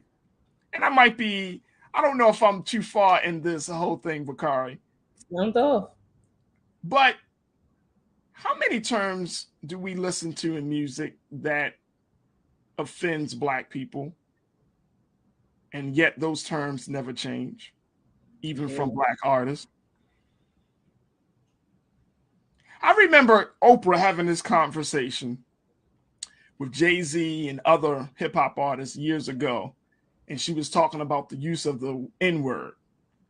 And, you know, at that time, Jay and other artists was like, oh, it's a term of endearment, blah, blah, blah. And Oprah was like, but I heard that term when I was a little girl growing up in the South, and it was a hurtful term. It was offensive. It was this.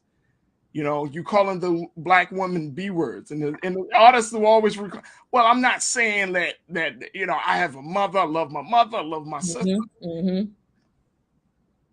I'm thinking to myself, what do we have to do? If the disabled community, and I'm fine with them doing that. I think if the disabled community says this is offensive, we want it to change, and they galvanize and organize to do that, and then the artist can respond to them. Why aren't we seeing the same type of response, Bakari, from the artists to change their lyrics that they know can be offensive? I'm trying to say, is this a double standard? Is this hypocrisy? What are we saying here? I don't think it's a double standard. I want to say I applaud Lizzo for making the change. I really do. I admire her. I think it shows an example of what it looks like, what it could look like in real time, to say, "Oop, I messed up. I didn't set out with the intention to do that. Now that I know better. Let me show you what it means to actually do better." So I applaud her.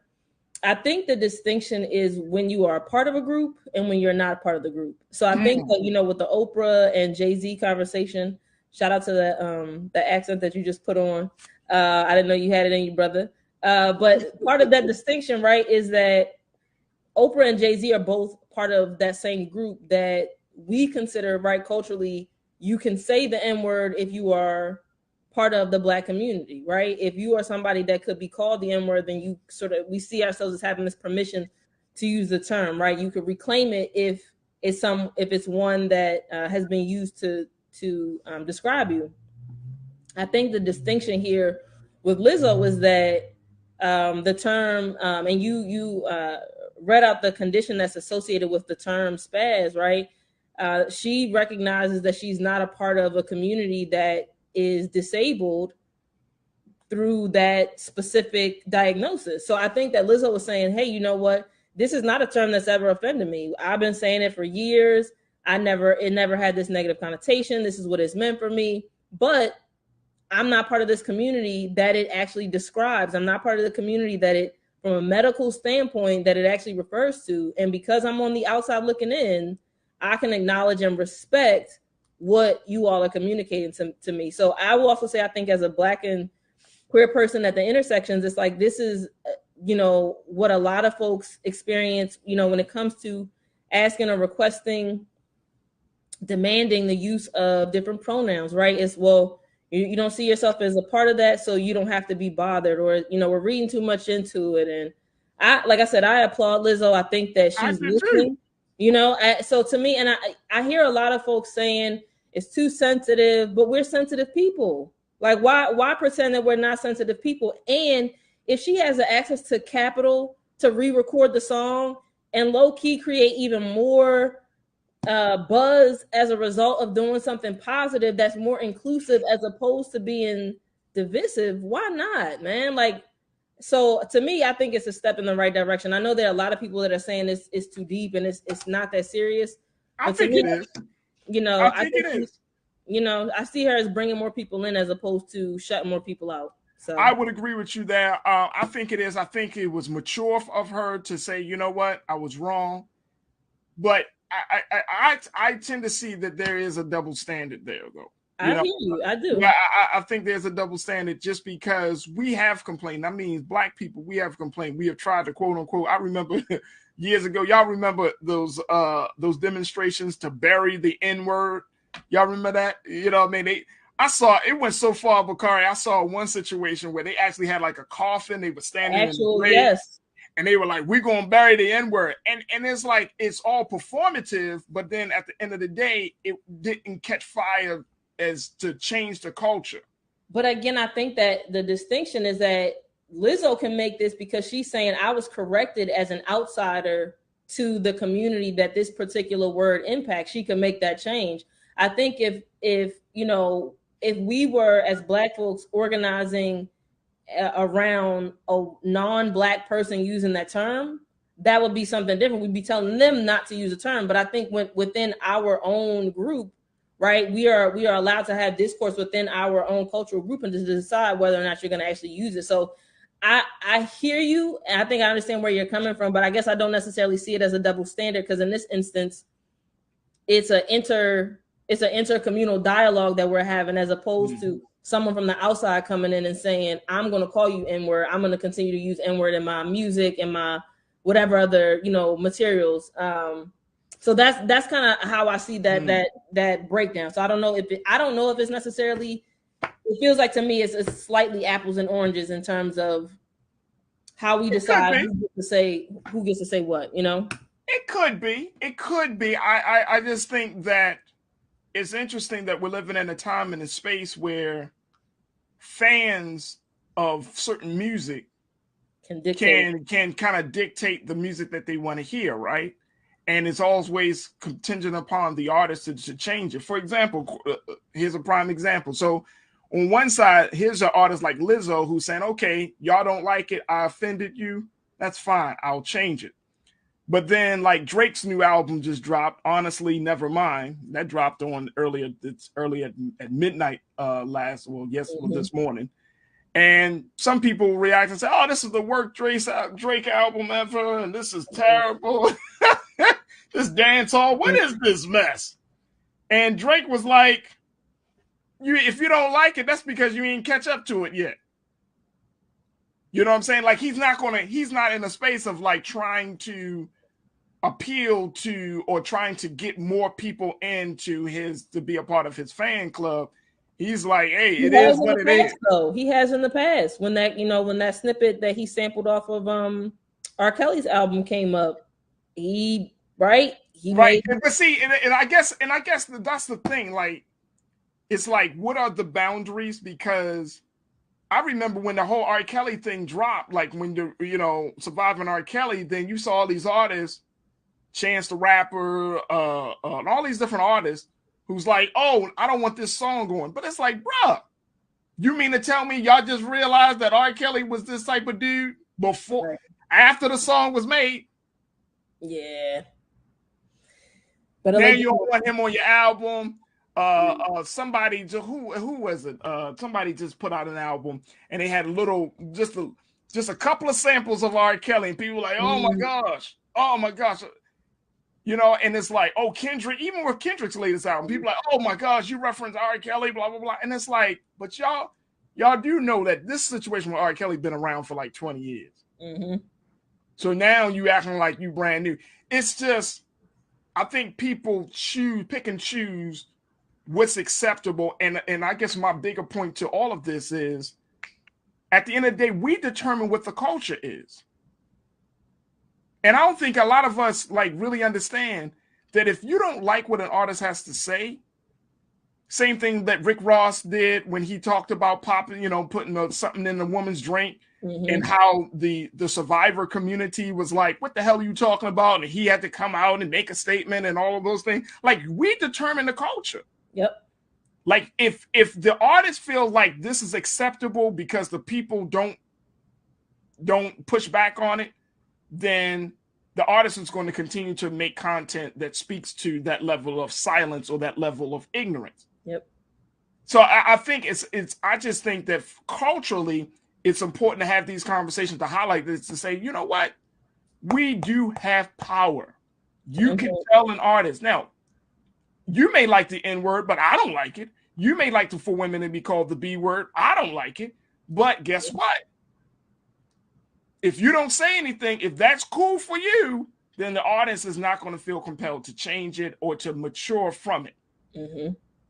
So I thought that's an interesting take, Bakari. I hear you. I agree. I think if we were to see a subset of Lizzo's fans, that spoke out about her using the N-word, if that was, something that was common in her music, I don't necessarily think that it is, but I think if we were to see a subgroup come out and say that I think would be the really interesting, the really interesting conversation to see whether or not she would be equally as compelled to make that level of change.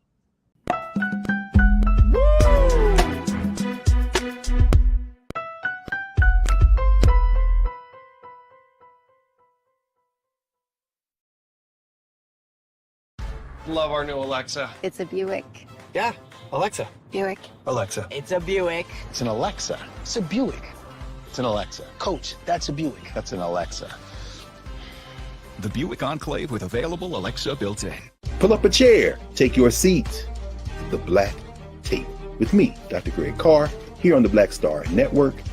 Every week, we'll take a deeper dive into the world we're living in. Join the conversation only on the Black Star Network.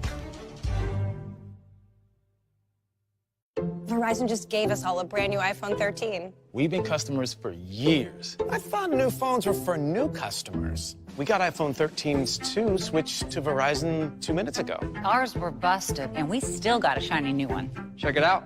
So wait, everybody gets the same great deal. I think that's the point. iPhone 13 on us for every customer. Current, new, everyone. On any unlimited plan, starting at just $35. All on the network more people rely on.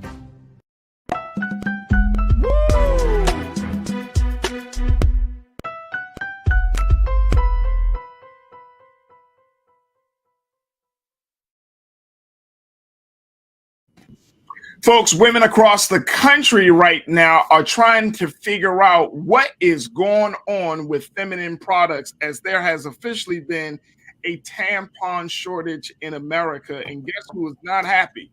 Women who need it the most. Man, oh man. According to many reports, the shortage, and then let me just throw this up here on the screen, Keena. Let's share with folks what's being reported about this situation. But there is a holdup. Consumers, women, have had to contend with product shortages throughout this whole pandemic, but be it toilet paper and hand sanitizer or cleaning wipes and baby formula, which has become a new normal, but one that consumers in the United States aren't accustomed to.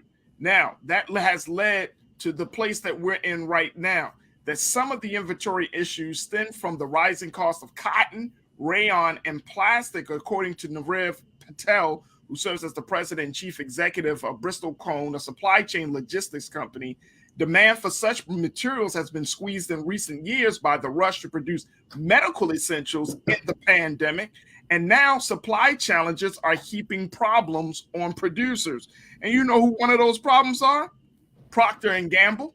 That's one of them. That is the maker of the tampon, the Tampax tampon. And as a result of that, feminine products are put on being on hold. And so if women are able to find some feminine products, they're buying them in droves. They're just taking them off the shelves. And I couldn't have a conversation like this without having two sisters to talk to me about it, because I'm trying to figure out, what do we do about this? All right, let's bring them back in. Our culture crew members, Lise Winnie, Nira Muhammad. Lisa, let's talk to you about this. This is becoming a real problem. Women are trying to figure out what to do for their time of need, their time of the month, their cycles, and then when they go to the store and don't see these materials available, what are women saying? What are women doing?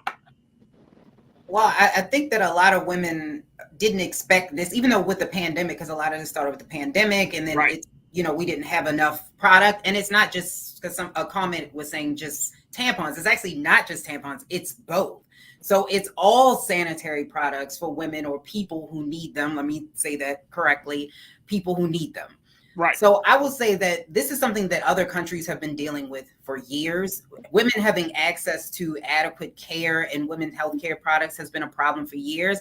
And then we also have to do something where not only are we don't have the products, but when they do have the products, they're raising the price. So we're seeing the inflation hit women. There's already a woman's tax. Like anything that has woman in the name or specifically for women has an increased price. You can look at deodorant.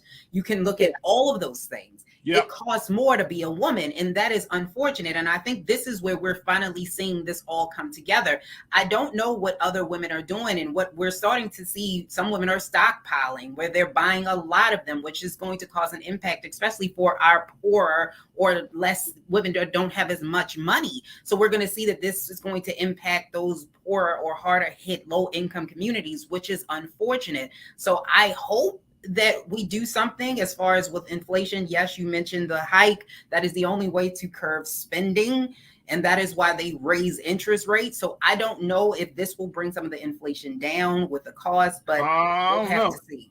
I don't know, at least because everything has gone up in this damn country. I mean, I'm serious. Everything has gone up. And one of the things that that CVS has put it out there. They put it out there in an official statement that they've been unable to fulfill the full quantities of orders placed. Walgreens said it is experiencing some temporary brand-specific shortages in certain geographies. I mean, it sounds like the places, the sources that women would go to get these products, they don't have them. And so it's just leaving women in a state of limbo. Yeah, I mean, I can honestly say I haven't had this issue thus far. I will say, though, I'm a little bit bougie about my feminine products. I only use organic, 100% cotton tampons and panty liners. So we're pretty full typically because I don't really hit the Tampax U products, which are or Kotex, which is more widely used. So I will say that there are a lot of alternative products that you can use. I've been hearing and seeing a lot more women say that they use that reusable cup. It's like a plastic little cup that you insert inside of yourself and it catches it. You rinse it out, wash it out, you reinsert it. I don't know, a lot of women have said that they're just over. Before this even happened, they're like, listen, I am so tired of buying tampons and pads. Like, I've been doing this for 20, 30 years. I'm over it. I'm ready to switch to something different. I mean, again, I started my cycle when I was about 10 years old. I'm 30 something. So yeah, like 20 something years of my life have been spent literally buying tampons and pads. It's one of those things that's like, as women, we're just so used to doing it. Also, another really, really cool product that I do want to try, they actually have these really, they look really, really cute and comfy, but they're panties. And they even have the boy shorts, like the boxers, and they catch it all. So that we don't even have to wear the tampons or the pads, and you wash them and you can reuse them. So I do want to give them a try. They are a little bit pricey, as Lise mentioned, but I did see some products that offer them for a little bit cheaper. I saw some on Amazon. So sometimes as women, when in a crisis, especially as Black women, we gotta be creative.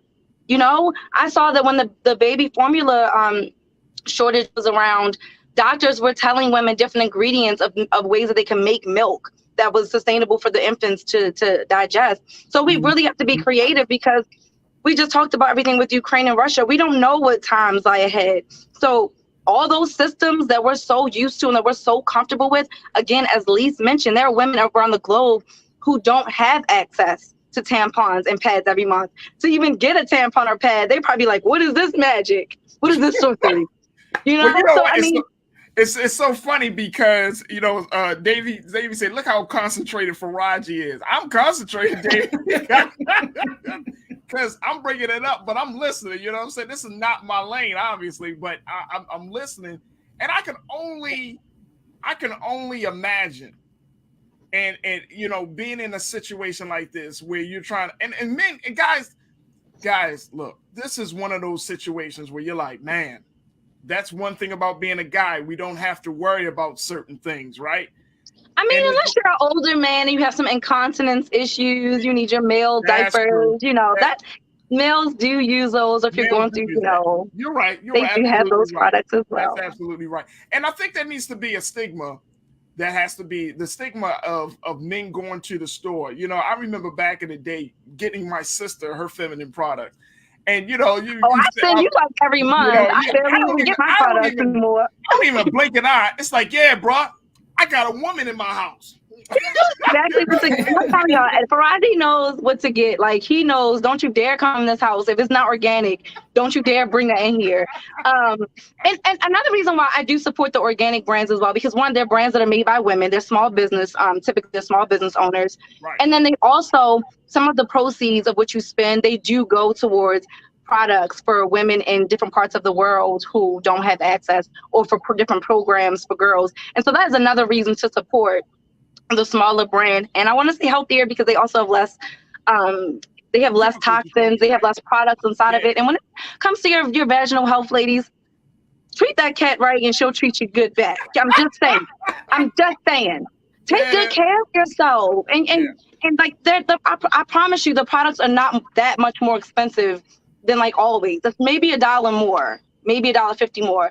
But I promise you, like, my body has seen so many positive changes since I switched from using products that had chemicals in it to organic products. I mean, you're never gonna want to use that stuff again. So make an impact on the world. Be clean, you know, like. So here's the big thing, I think, and I'm glad that you brought this up there. I mean, Elise, here's the thing. For a moment like this, and I don't personally, I hope that it doesn't continue to be a long-standing situation, right? But for a moment like this, I would think that this would be a perfect opportunity to start teaching girls, young girls, adolescents, just having some different conversations about feminine hygiene, about feminine health. Do you think that can possibly happen, or is that already happening right now, especially within the Black and brown communities and those communities that need to have these conversations the most? I honestly don't think that we've gotten to that point, and I don't think it should just be girls. I think boys should also learn this, because if they understand the importance of it, they also understand how the body works. And unfortunately, we still have a lot of men that are at the heads of these companies. You would get more and better products if men and boys understood the menstrual cycle just as well as women do, just point blank, period. But I will say that we do need to just kind of like going back just a bit. Yes, I'm not as bougie, so my cat is not that bougie. So I promise you, at least they're not expensive though. They're not expensive. I promise you, they're not. They're not expensive. Giant that makes the Nature's Promise brand is really, really good too, and it's all 100% organic cotton. I promise you, it's like not expensive at all. Like it just try it out and tell me how to. Oh, I tried mac and cheese balls finally. Speaking of something to try out, only Lisa will understand this because we had this whole mac and cheese ball. Well, I mean, there's so many jokes. There are so many jokes I could say, but I'm gonna just reserve them. So go ahead, Lisa. I'm gonna let you finish. My bad. You're fine. No, but I think that we do need to have a conversation though, because again, like the formula shortage, even though it's $1 or $1.50 more, that's a lot of money. It adds up for someone who barely can put food on the table. And like these products typically give you less. So sometimes women are stretching these products out. I think really what needs to happen is there should be some type of stipend for women. I think this is something that they looked at a while back, so that we can afford these products, or at least make these products free to women, so that we're not constantly spending all of that money. And maybe at that point, and speaking of money that the government is spending, maybe this is where some of that money could go to make sure that all women have access, because even some women here don't have access every month, and to be able to do the things that they need to do while they're on their cycle. And that is not what it should be. Like in India, some of the women there in the poorer villages, they use whatever they can find. And this should be. And that's not just happening there, that's happening here. So we do need to make sure that there's access just in general. And I feel like the idea of us trying to use something more sustainable in general, I think, and I'm not saying everyone has to do this, because I don't do it. It's something I've tried, and I haven't reached that point where I like it enough to do it. But I do think that is something that we should start pushing more to our younger girls. And maybe I'm not comfortable using those tools because I started out using pads and tampons. So now it's like, what is this? You know what I'm saying? Like it's like this. You know what I mean? I don't have a string. You know what I'm saying? So it's a lot different. But if we teach our girls very young and very early on to maybe use those products, I'm just thinking about the sustainability of our earth, of our world, and just what we could do to make it a better place and just more healthy and, less chemicals and all that good stuff. These are things we have to think about, because the globe is really changing, and we like to pretend like it's not, but we are contributors to our earth. Absolutely. I want to bring in some comments that folks are checking in and talking about this. I, forensic accountant, I'm going to post your comment, but I don't know what the response is going to be. Why would any woman still use a tampon in 2022? Then again, many run around for the toxic shock syndrome that rocked this country in the early 80s. Okay, I've been using tampons for over a decade, and I don't have any toxic shock syndrome. But again, I do understand like your thought process of using the reusable plastic. I just personally, I've tried it. I've tried 2 different kinds. I mean, use what's comfortable for you. Like we shouldn't be judgy about it. Like we can give each other great advice. We can give each other pointers, but again, I'm even saying use it, but guess what? I'm not a user of it. So, But have I tried it? Yes, I have. Tried something. If you don't like it, if it's not for you, don't let anyone bully you into using something. Absolutely. I agree with that. Mike V checked in and said, my masculine products. Yes, Mike V. Yes, sir. Yes, King. Mike. The masculine products. My masculine products have gone up too. Wave brush and Old Spice Swagger deodorant is crazy right now. Mike V, you use Old Spice? Listen, I have to agree with him on that. Mike come into the spot, he be like, "Hello, ladies." Nah, real talk though, Faraji. I spent some money on those gifts for you though, like all your little male product, your eye cream and stuff. That stuff is not cheap. And Target got the whole little setup for men now. It's like I feel like I'm at Ulta. Look, me and Neil talk about this. I'm at that age now where I was like, oh, she's like, what you want? I was like, give me a bag of products, beard, I need some beard butter. I need something for my hair. I got him some wrinkle cream for his eyes. I need something for my eyes. Look, man, gotta keep your skin right. Hey, keep your skin.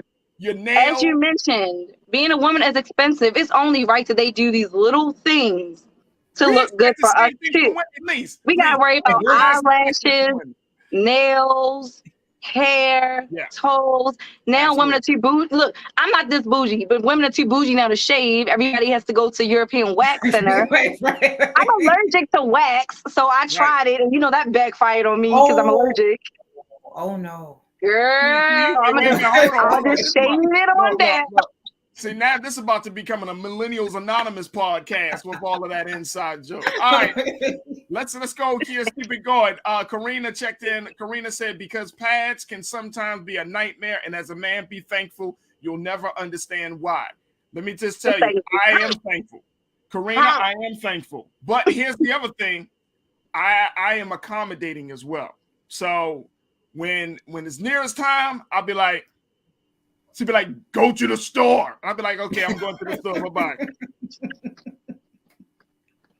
And that's it. That's the end of the conversation. Rashida. That's me. I thought that was my before coffee voice in the morning. I thought it was my before coffee voice. Right, that's the morning voice. Good morning. Rashida checked in and said, look, I started my cycle at 10 years old, and now I'm 50. Now on flow can go to hell. Now I'm ready for the menopause. Listen, sis, I'm with you. I got my 1 tube tied. So I'm like, do I really even need this anymore? Like, I can't even get pregnant. Like, come on, sis. Bye. Yes. I'm gonna just leave it alone because we twins in that way, but I'm gonna leave it alone because like you said, leave it alone. Thank you. Let's go to Janine. Janine checked in and said, look, and the organic options can be way more expensive depending on where you live, and not to mention women pick brands that work best for their flow. How about that? She also said, like, first of all, I don't think I'm being over. I think I'm over exaggerating because I'm pretty sure these organic tampons are not more than freaking Always, because Always is expensive. Let's just be clear.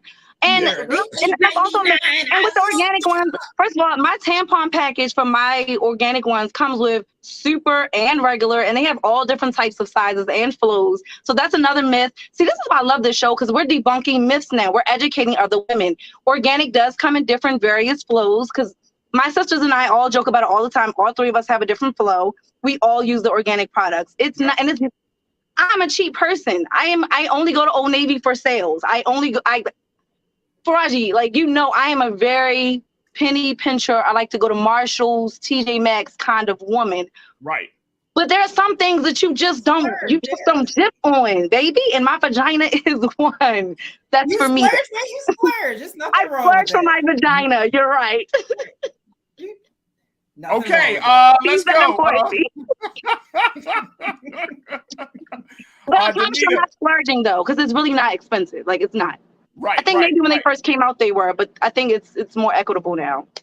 All right, Danita, let's go to you. Danita said, yes, period products should be covered under insurance. It is something that is not voluntary. It is necessary. I agree with that. I agree with that.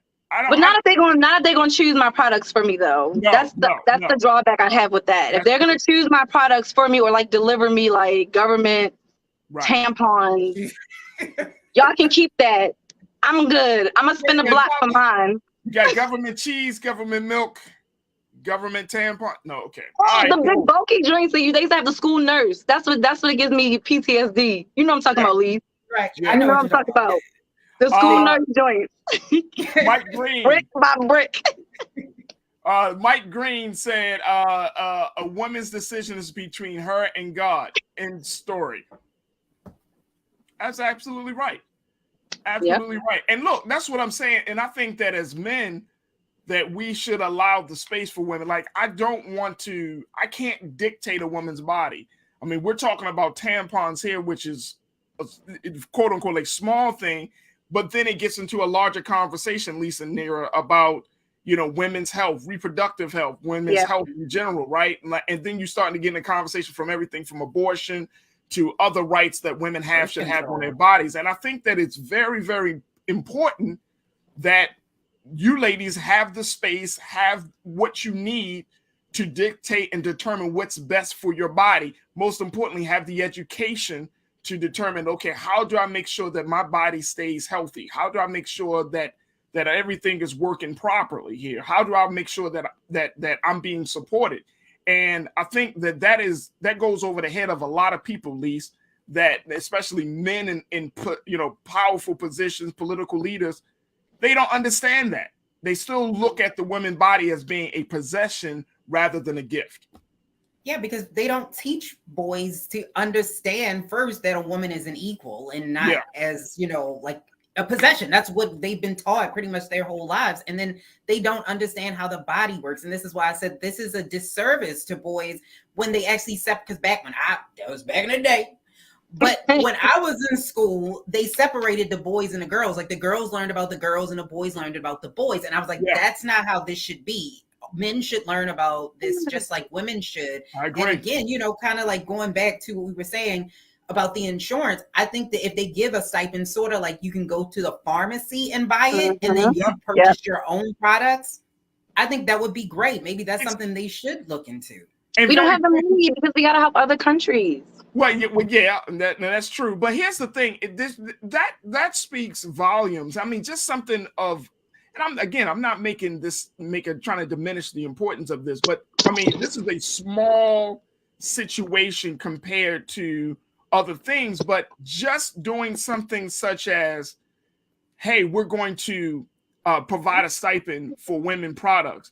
I mean, imagine if any government, or especially the United States government, were to extend that level of benefit to women. I mean, I would think that would turn this country into, I mean, it would do wonders for this country. Just a simple gesture of the United States government. We understand we're going through this great tampon shortage right now. As a result, over the next 3 months, until we get things with the supply chain taken care of, we're going to provide some stipends. We're going to do this. We're going to do that.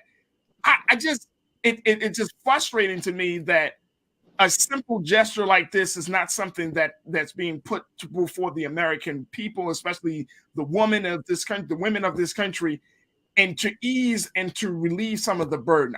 It's mind blowing. Neri, you got the final word. What's your take? Yeah, I just think that, again, all the comments were really great today in terms of the conversation. Women, my last final thought is just do what's best for you and what's most comfortable for you. We all have our own preferences, and it's okay. It's okay. Like, be who you are, do what's comfortable for you and your body, and who cares what other women are doing? Do you think? Absolutely. Very quickly, I want maybe don't stock up on too many boxes, though, because then that, just like Lee said, it just makes it worse. Maybe get like 2 or 3 boxes, but like not more than that. Hey, I want to do this very quickly. Hey, Keenan, we got a second quote around how much the feminine hygiene industry is really, really bringing in each and every year. Check this out very quickly, folks. This is from the Washington Post. If you want to know how serious of an issue this is, the feminine hygiene industry is projected to be worth more than $54 billion by 2028, and the average user will pay roughly $1,800 over the course of their life if using tampons, or more than $4,700 if they use pads, according to research by Pandia Health.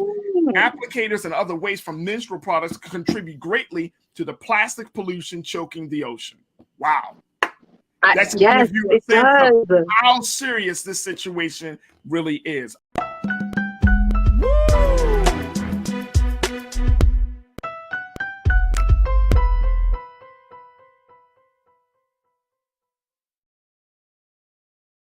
iPhone 13 on us for every customer. Current, new, everyone. To show the love.